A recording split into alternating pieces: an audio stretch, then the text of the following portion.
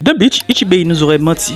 Et c'est pour cela que l'équilibre est en train de se briser et que les portes de l'enfer commencent à s'ouvrir. Et si le roi spirituel ne s'était jamais sacrifié, mais avait plutôt été choisi, trahi et massacré par Ichibei et les chefs des grandes familles, et si les Shinigami étaient en fait les véritables méchants de l'histoire malgré eux. Et si vous vous abonnez à ma chaîne, likez, donnez votre avis sur mes théories et m'aidez à atteindre les 10 000 abonnés. Et si le roi Quincy, Iwatch, essayait simplement de reprendre ce qui lui revenait de droit, la place du roi spirituel étant lui-même son fils direct.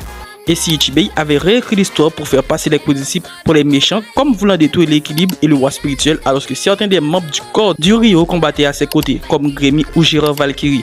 Et si le véritable péché originel était d'avoir trahi le roi spirituel, de l'avoir retenu prisonnier et de l'avoir vidé de ses organes. Et si Ichigo Kurosaki, qui fait partie de toutes les espèces, et Orihime, capable de modifier la réalité à sa façon, avait donné naissance non pas à un simple enfant, mais à la seule chance de rééquilibrer le monde.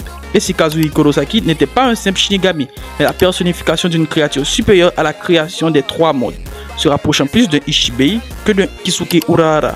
Et si nous avons toujours regardé Bleach du mauvais point de vue. Et si vous vous abonnez, quand tout sera expliqué dans la deuxième partie.